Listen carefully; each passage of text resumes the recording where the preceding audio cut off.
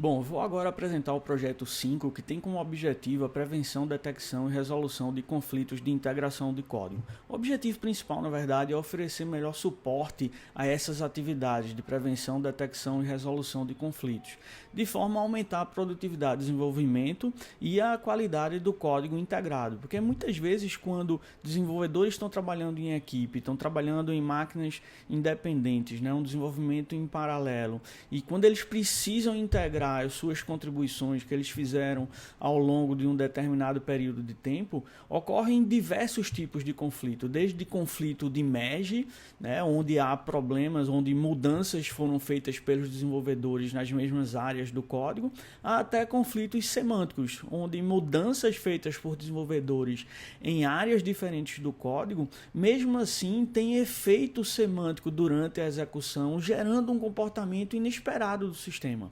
Tá?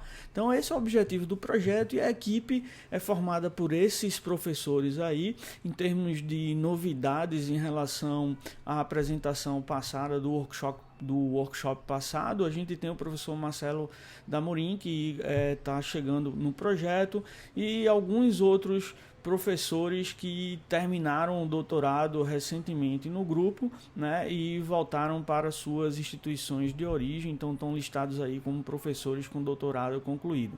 Tá? Entre alunos aqui, mais só uma visão do grupo restrito da UFPE, temos alguns alunos novos também. Outros concluíram seus trabalhos, alguns passaram lá para a lista dos professores, no slide dos professores, outros não.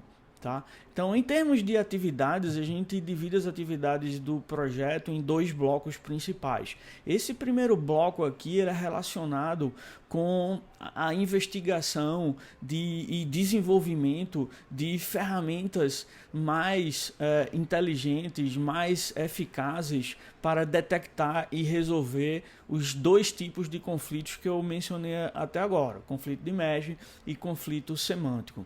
Tá? Então tem várias iniciativas, várias pessoas trabalhando em iniciativas diferentes. Então mais para a esquerda na figura aí a gente vê 5 pessoas que estão trabalhando em ferramentas de merge. Na verdade, João Coutinho, que era aluno do projeto, ele não faz mais parte, mas eu resolvi deixar na apresentação todo mundo que já colaborou com a iniciativa do projeto. Então essas 5 pessoas, Alberto também já concluiu o mestrado, não continuou no doutorado, mas aparece aí também pela contribuição que ele fez ao projeto. Então são 5 pessoas aí que trabalharam e trabalham em uma ferramenta específica, a S3M, que é uma ferramenta de merge semi-estruturado, certo? Com diferentes objetivos, diferentes focos. Tá? Tem um outro grupo de pessoas que vocês veem, as 4 pessoas que estão mais ao centro aí da figura, que trabalham com uma abordagem de análise estática baseada em SUT,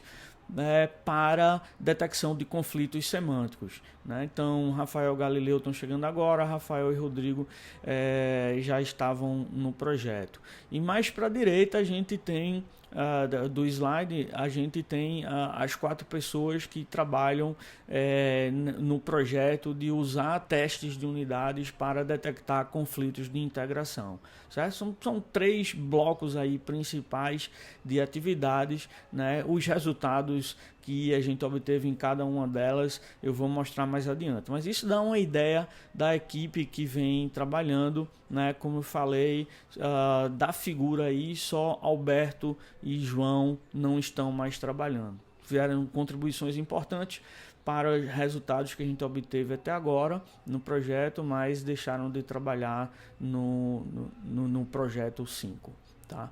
O objetivo principal, como eu falei, é ter ferramentas de merge mais eficazes para ajudar os programadores, os desenvolvedores no seu dia a dia, certo? Entre os resultados, aqui depois Sérgio vai disponibilizar os slides, mas vocês veem, tem vários links aí que vocês podem seguir para obter mais detalhes sobre esses resultados, 2 vídeos em particular explicando um vídeo explicando a ferramenta de merge semi-estruturado, outro vídeo explicando nossas abordagens para merge semântico, tá? E o código do S3M está nesse link aí, é open source, está disponibilizado no GitHub, certo? É fácil baixar, instalar, as instruções são lá bem claras. Se você tiver algum problema é só entrar em contato com a gente. E também, só para exemplificar, um outro tipo de resultado que nossa equipe gera com frequência são pacotes de replicação. Então nesse link aí, Replication, certo? A gente tem um exemplo de um dos pacotes de replicação de estudos que a gente fez, né, para que realmente o estudo da gente possa ser facilmente replicado por outros grupos de pesquisadores, ou possa inclusive ser alterado para fazer estudos similares, tá? Então dataset, scripts de análise e de coleta de dados, tudo disponibilizado aí, certo? Com alguns resultados a mais também do que são apresentados no artigo em particular. Tá? Então vale a pena dar uma olhada nisso como um exemplo. Em termos de resultados para essa parte do projeto, o principal foi o resultado que a gente, a conclusão que a gente chegou sobre os benefícios trazidos pelo uso do S3M, que é a nossa ferramenta de mesh semi-estruturado. Benefícios significativos, né, quando comparando com o mesh não estruturado, que é o que é usado no dia a dia, na prática, atualmente.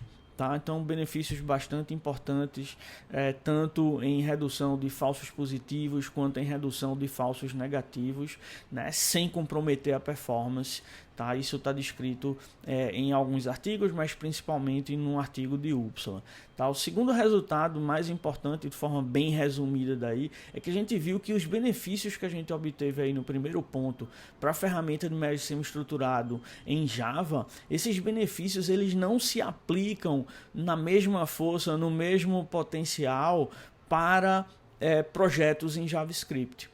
Tá? E isso basicamente porque JavaScript ela permite, não só JavaScript, mas várias outras linguagens de script, né? Mas o estudo focou em JavaScript, e o principal motivo para os benefícios não generalizarem de forma tão intensa é que JavaScript permite, né, no mesmo nível sintático do programa, ter declarações de funções, por exemplo, que a ordem não importa, né, são comutativas, e comandos que não são comutativos. Então isso daí atrapalha, reduz parte dos benefícios que a ferramenta tem. Mas isso também deu direção para a gente investigar formas mais eficazes de lidar com programas escritos em linguagem de script. E por fim, um outro estudo que a gente fez, extremamente interessante, foi comparar o S3M, que é semi-estruturado, com a ferramenta estruturada do grupo alemão, do grupo de Sven Appel, que apareceu numa figura anterior, certo? Então a gente comparou as duas ferramentas para entender se a estrutura adicional fornecida pela ferramenta do grupo alemão, ela melhora a eficácia da nossa da integração de código, certo? E a gente não observa um ganho significativo, na verdade há um ganho em redução de falsos positivos, mas também há uma perda em falsos negativos. Então, essa estrutura adicional não melhora a eficácia da ferramenta, certo? Um artigo bastante importante apresentado em ASI no ano passado, no final do ano passado. Tá? Então, na segunda linha de trabalho, a gente tenta, né, evitar os conflitos de integração. Enquanto a primeira linha, né, de trabalho que eu acabei de apresentar, ela vai mais no sentido de remediar o problema, ou seja, deixar que, uma vez que o problema tenha acontecido, as ferramentas de mesh vão detectar e tentar resolver esse problema, né? Essa linha daqui ela vai mais no sentido de prevenir que o problema ocorra. Certo? Então, como é que a gente previne isso? Né? Então, diferentes, de novo, iniciativas aí, mas no canto direito, iniciativas baseadas em interfaces de tarefas, mais para o meio aí, diferentes tipos de preditores para conflitos, né? De forma que, se a gente consegue prever isso, a gente consegue tomar medidas de maneira antecipada para evitar o conflito, tá? Então são várias iniciativas de predição com diferentes fatores, indicadores, né, que são usados, inclusive um deles que é de modularidade, né? Então está relacionado mais ao trabalho que Leopoldo e Danilo fizeram. Tá? Então, de novo, algumas dessas pessoas já saíram do projeto, em particular João e Danilo, tá? Mas outras pessoas continuam trabalhando. O objetivo aí é a gente ter diretrizes sólidas para que a gente consiga evitar conflitos na prática, né? Reduzir, na verdade, a ocorrência de conflitos, diferentes tipos de conflitos, né? Isso é feito através de uma alocação mais efetiva de tarefas para membros de uma equipe de desenvolvimento de software e também com ferramentas de awareness que consigam avisar a equipe de desenvolvimento, ao gerente de projeto, quando problemas sejam mais prováveis de acontecer. Tá?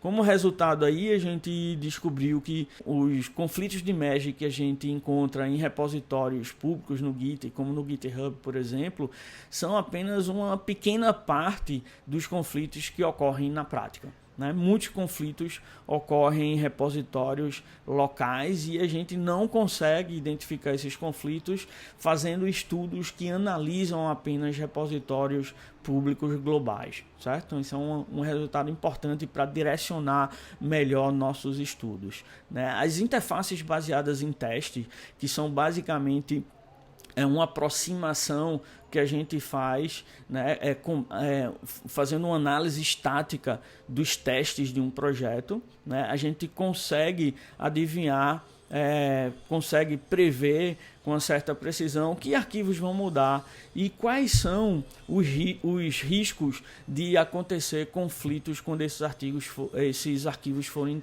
integrados. E por fim, o último ponto é que a modularidade das tarefas de desenvolvimento, né, ou seja, o fato de que determinadas tarefas que vão ser integradas eventualmente, né, que se elas estão trabalhando em partes diferentes do código, em arquivos ou slices diferentes do código, né, elas tendem a ter menor risco de ocorrência de conflito. Então, esse resultado de que a modularidade da tarefa está correlacionada com a ocorrência de conflitos. Como próximos passos, a gente tem aí a avaliação e a adaptação de ferramentas de geração de teste de unidade, né, para detectar conflitos semânticos. A gente pretende também continuar implementando e comparando diferentes análises estáticas para detectar conflitos, né? Entendendo também melhor a vida privada dos conflitos de merge, né? Analisando não só repositórios globais, mas repositórios locais também, e fazendo o contraste entre os dois. E por fim, avaliando o S3M num contexto industrial.